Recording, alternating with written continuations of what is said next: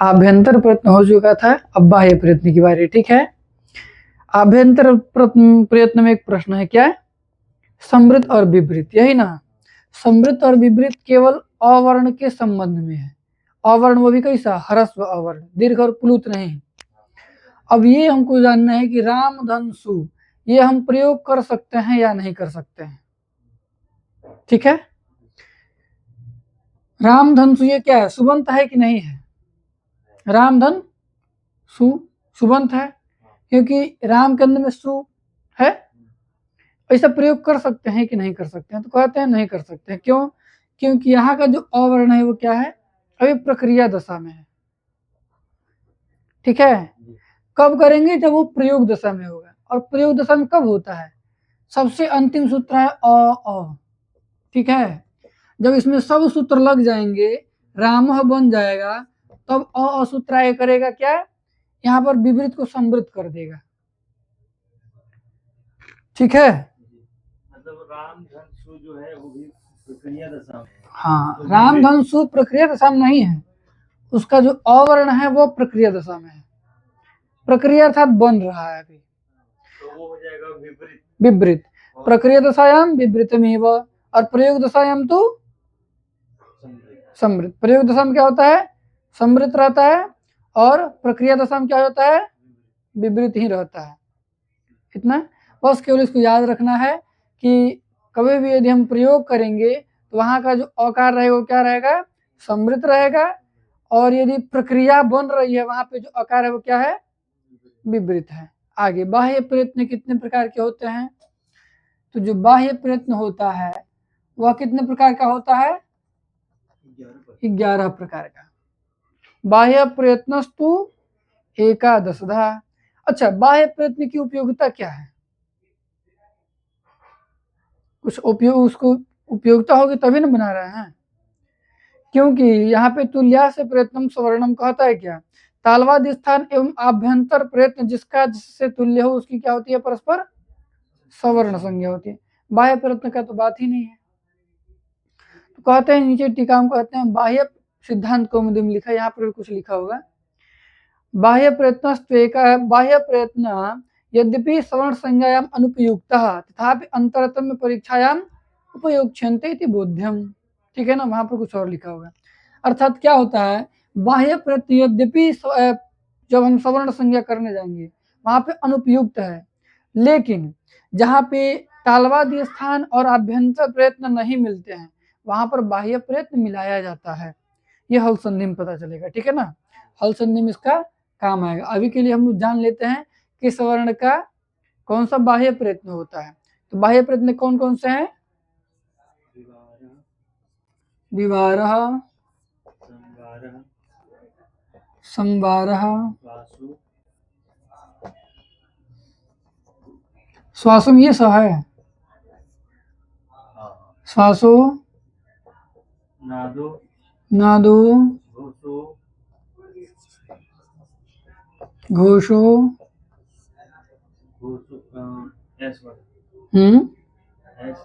आगे अल्प प्राणो, अल्प प्राणो, महाप्राण, उदात्तो,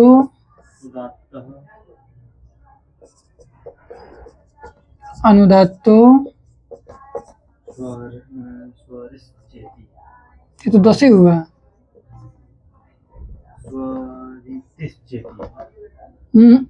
व्यवहार, संवार, श्वासो, नादो, घोषो। अघोषो कहाँ गया? घोषो तो यहाँ पर है ना,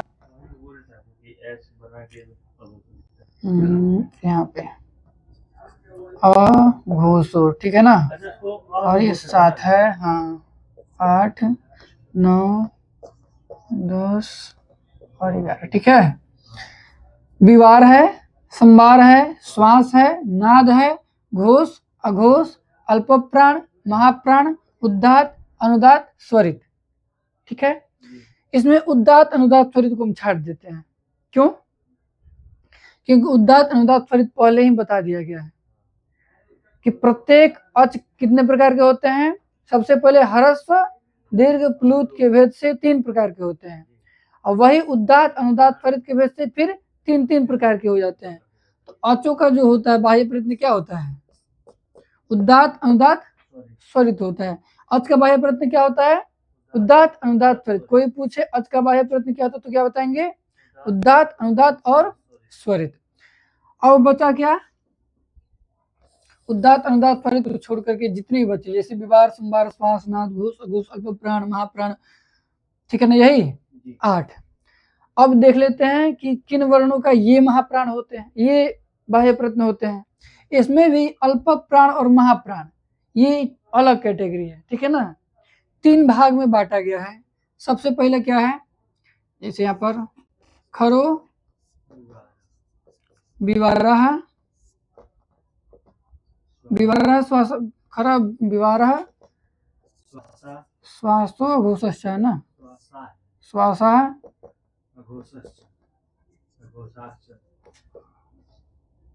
अघोषश्च,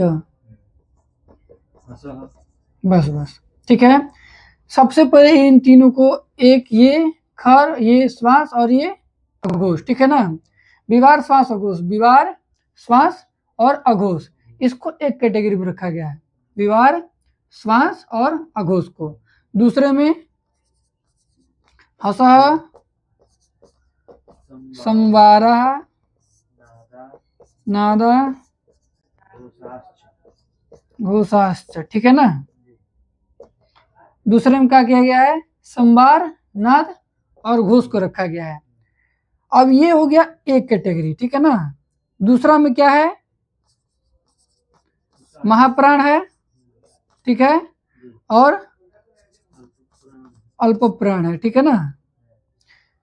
और तीसरा जो है वो क्या है? उदात्त अनुदात्त स्वरित, ठीक है। 3 प्रकार से कहा गया है। पहला विवार, श्वास, अघोष, दूसरा संवार, नाद, घोष, और ये एक कैटेगरी हो गया, ठीक है ना। दूसरा है महाप्राण, अल्प प्राण। फिर तीसरा क्या है? उदात्त अनुदात्त स्वरित, उसी को कह रहे हैं कैसे। खरो विवारा श्वासा अघोषाश्च, खर प्रयत्न में, खर प्रत्याहार में जितने भी वर्ण आते हैं उनका क्या होता है? बाह्य प्रयत्न विवार, श्वास, अघोष होता है। खर प्रत्याहार में ख, फ, छ, ठ, थ, च, ट, त, क, प, स,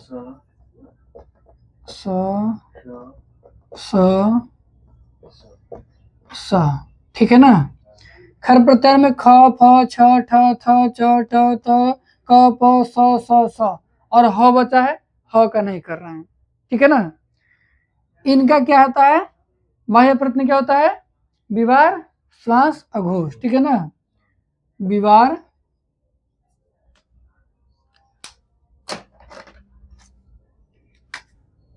विवार, विवार, श्वास, अघोष, ठीक है ना, और अघोष, ठीक है। 3 होता है। अब इनसे बचा क्या? हल प्रत्याहार में 2 प्रत्याहार बनेंगे, एक हस और एक खर, ठीक है ना। हाँ, ये ख से पहले कौन सा प्रत्याहार बनेगा? ख, फ, छ, ठ, थ, च, ट, त जहां से शुरू होता है, इससे पहले क्या? जब अगर 10 है, मतलब 100 उधर का और हल का ह, हस प्रत्याहार बन रहा है ना। अच को छोड़ दिया जाए तो 2 प्रत्याहार बनते हैं, ठीक है। हल में एक क्या बनता है? खर और एक हस। तो खर का क्या हो जाएगा? विवार, श्वास, अघोष, और हस का, हस प्रत्याहार में ह, य, व, र, ल, य, म, ङ, र, न, झ, भ, भ, ढ, ध, है अब नहीं है,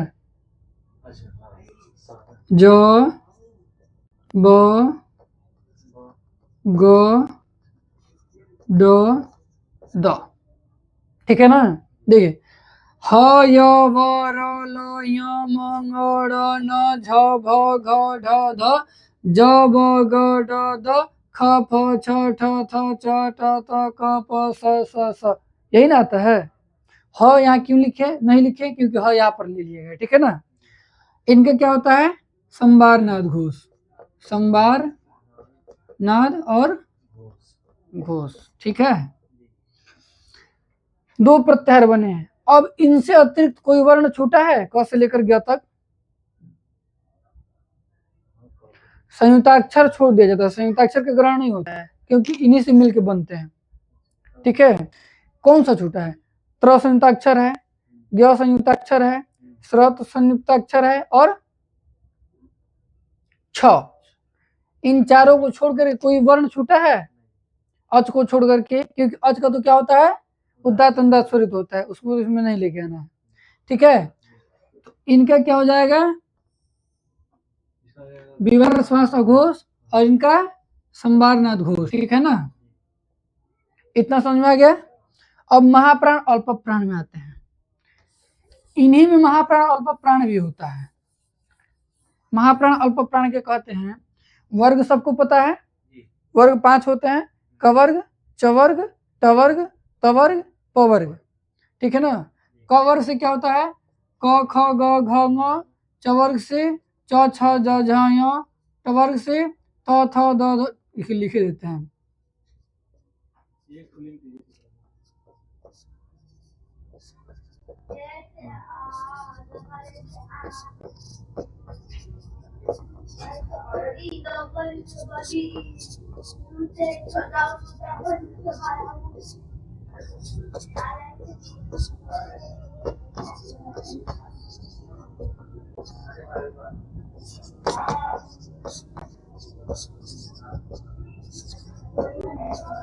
ठीक है, अब क्या कहते हैं, अल्प प्राण है कि पहले महाप्राण है? महाप्राण है ना। वर्गाणाम प्रथम तृतीय पंचम। हाँ, वर्गाणाम, अब वर्ग ये है। ठीक है ना, कवर्ग, चवर्ग, टवर्ग, तवर्ग, पवर्ग। वर्गाणाम मतलब वर्गों के प्रथम, तृतीय और पंचम वर्ण, ये क्या होते हैं, अल्प प्राण वाले होते हैं। मतलब अल्प प्राण क्या होगा, प्रत्येक वर्ग का प्रथम, तृतीय और पंचम वर्ण, पांचवा वर्ण क्या होगा, अल्प प्राण होगा। फिर यणश्च और यण भी, कहे ना, वर्गाणाम प्रथम तृतीय पंचमा यणश्चाल्प प्राण, अर्थात वर्ग के प्रथम तृतीय पंचम। प्रथम वर्ग है क च ट त प, मतलब यहां से। ठीक है, च ट त क प, च ट त क प, सूत्र के अनुसार होता नहीं है। यहाँ पर क्या है, जैसे ख फ छ ठ थ। ठीक है, इसको छोड़ दें, फिर से च ट त क प है ना सूत्र में, महत्व सूत्र में इनका। फिर तृतीय वर्ण ज ब ग ड द, पंचम वर्ण य म ग ण न। ठीक है, इनका क्या होता है, अल्प प्राण होता है। यणश्च और यण प्रत्याहार में कौन कौन से वर्ण आते हैं, य व र ल। मतलब प्रत्येक वर्ग का प्रथम तृतीय पंचम वर्ण के अतिरिक्त य व र ल का भी क्या होता है, अल्प प्राण ही होता है। क्या, बाह्य प्रयत्न। अब देखते हैं, ये क का बाह्य प्रयत्न एक और है, क्या, विवार श्वास अघोष, है कि नहीं? इसका भी है, इसका भी है, इसका भी है और इसका भी है। सबका अलग अलग है, लेकिन महाप्राण भी अलग है, अल्प प्राण भी अलग है। तो क्वेश्चन पूछ देंगे कि फ का बाह्य प्रयत्न, फ का बाह्य प्रयत्न जब पूछेगा तो वहां पे केवल ऐसे अगर लिखने वाला आएगा तो हम पूरा कहेंगे कि फ किसमें आता है, प फ। ठीक है ना, ये फ। ठीक है ना, तो यहाँ पर अल्प प्राण नहीं तो महाप्राण है। ठीक है। अब किस प्रत्याहार में आता है? खर प्रत्याहार में आता है कि हस प्रत्याहार में आता है? खर प्रत्याहार में आता है यहाँ पे, ठीक है। तो ये क्या होगा? इसका महाप्राण होगा और विवार श्वास अघोष होगा, ठीक है ना। बाह्य प्रयत्न क्या है? महाप्राण विवार श्वास अघोष, ऐसे होगा, ठीक है ना। यदि ट्रिक लगाने वाला आता है तो महाप्राण दिया होगा अथवा विवार श्वास अघोष होगा तो लगा देंगे उसमें ट्रिक, ठीक है ना। चलिए अब देखते हैं महाप्राण का बात, ठीक है ना। महाप्राण बचा क्या? द्वितीय और चतुर्थ, यही ना बचा। द्वितीय में ख फ छ ठ थ, ख फ छ ठ थ, चाहे ख छ ठ थ फ जैसे भी कह लें। फिर घ ढ ध, यही ना है, घ ढ ध, यहाँ पर कैसे है? सूत्र में कैसे लिखा है? छ ठ थ, छ ठ थ, हाँ ये है छ ठ थ, द्वितीय वर्ण है। चतुर्थ वर्ण कहाँ है? यहाँ पे, यहाँ पे झ भ घ ढ ध, ठीक है ना। झ भ घ ढ ध, ठीक है ना। इसके क्या होता है? ये महाप्राण होता है, वर्ग का द्वितीय और चतुर्थ, ठीक है, महाप्राण होता है। फिर क्या है? सलश्च, सल प्रत्याहार, मतलब स स और स, इनका भी क्या होता है? महाप्राण ही होता है। इतना समझ में आ गया? कोई दिक्कत? खर प्रत्याहार में ख फ छ ठ थ च ट त क प स स, ठीक है। इसका क्या होता है? विवार श्वास अघोष होता है। फिर से हस प्रत्याहार में ह य व र ल य म ग ड़ न झ भ ग ढ ध ज ब ग ढ ध, क्या होता है? संवारनाद घोष होता है। फिर अल्प प्राण महाप्राण में आते हैं, तो अल्प प्राण में क्या होता है? वर्ग के प्रथम तृतीय पंचम य व र ल का क्या होता है? अल्प प्राण होता है। वर्ग के द्वितीय चतुर्थ और स का स और ह, सल है ना, ह, ठीक है। सलश और सल का भी, सलश और मतलब और सल का भी क्या होता है? महाप्राण होता है। भाई प्रति तो समझ में आ गया। इसका काम कहाँ आएगा? तो हल संधि में। याद रहेगा तो उस समय काम आएगा, नहीं याद रहेगा तो तब भी काम आएगा, बस समझ नहीं आएगा, ठीक है। अब आगे क्या कहते हैं? कद्रीय मौसाना सब हो गया है। अ का अ पहुंचा, क्या लिखा है? अ का अ ख, अख अख इति कखाभ्याम प्रागर्ध विसर्ग सदृशो जिह्वा मूलीयः। विसर्ग ऐसे ही लिखा जाता है ना, गोल गोल होता है, और इसको काट दे तो इसे, ये वाला इसे ले लें और ये वाला इसे ले लें, मतलब ये बच जाएगा ऊपर वाला और नीचे वाला ये क्या है? आधा विसर्ग के सदृश दिख रहा है कि नहीं? आधा विसर्ग के सदृश। यदि ये क और ख से, अर्थात कहीं ऐसा लिखा आ जाए क, अर्थात चाहे ऐसे लिखा आ जाए ख, इसको क्या कहेंगे हम? ये जिह्वा मूल्य कहेंगे। क्या बोलेंगे इसको? और जिह्वा मूल्य का उच्चारण स्थान क्या बताया गया था? जिह्वा का मूल भाग, जिह्वा मूल्यस्य जिह्वा मूलम, जिह्वा मूल्य का उच्चारण स्थान क्या होता है? जिह्वा का मूल भाग होता है। इसी तरह अह प अफ इति पफाभ्याम प्रागर्ध विसर्ग सदृशो उपधमानीय, ये नहीं लिखा है? मतलब यदि यही प और फ से, ठीक है, प और फ से आ जाते, इनको क्या कहेंगे? वहां पर जिह्वा मूल्य नहीं कहेंगे, वहां पर क्या कहेंगे? उपधमानीय। यदि क और ख से पहले आए तो इसको क्या कहेंगे? जिह्वा मूल्य। प और फ से पहले आए तो उपधमानी कहेंगे। उपधमानी का उच्चारण स्थान क्या होता है? ओष्ठ। उपपदमानीय नाम ओष्ठ। च छ से पहले ये आता ही नहीं है। एक सूत्र है उसी के द्वारा ये होता है, और ये क्या करता है? केवल क और प से पहले ही करता है।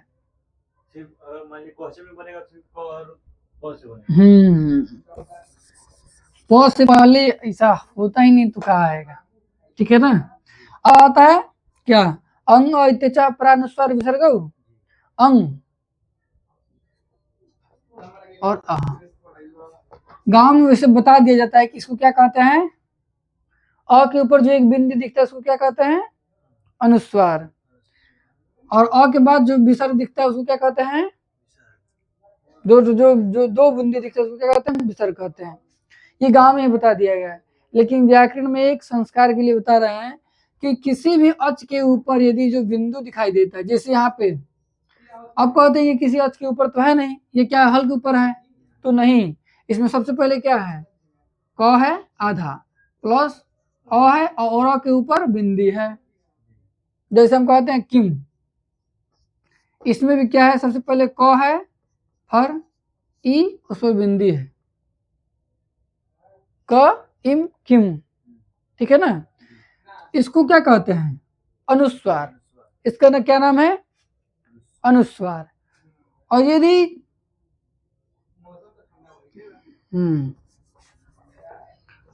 और ये जो है इसको क्या कहेंगे, विसर्ग। इसमें भी क्या है, सबसे पहले क है फिर अ है, इसी में विसर्ग है, ठीक है ना। अच के बाद है तो कह, मतलब ये क्या है, अच के बाद जो बिंदु दिखाई देता है दो, तो उसको क्या कहते हैं, विसर्ग कहते हैं। और अच के ऊपर, किसी भी अच के ऊपर जो एक बिंदु दिखाई देता है उसको क्या कहते हैं, अनुस्वार। अनुनासिक का चिन्ह ये होता है, जैसे हम यहाँ अ लिख दिए, अब ये चढ़ गया चंदा की तरह, तो क्या हो जाएगा, अनुनासिक, ठीक है, अनुनासिक। अब इसको क्या कहते हैं, नहीं, ये हो जाएगा सानुनासिक अनुस्वार, सानुनासिक अनुस्वार, मतलब क्या कहते हैं इसको, अनुनासिक सहित, ठीक है ना, मतलब सानुनासिक, इसका अर्थ होता है अनुनासिक के सहित, ठीक है, अनुस्वार। अनुनासिक के सहित अनुस्वार हो उसको क्या कहते हैं, सानुनासिक अनुस्वार। जो ये है गांव में कहते हैं इसको चंद्र बिंदु, ठीक है ना, चंद्र बिंदु, ये चंद्र बिंदु नहीं है, ये क्या है, सानुनासिक अनुस्वार है। इतना समझ में आ गया, आज की कक्षा यहीं रहने दें, ठीक है।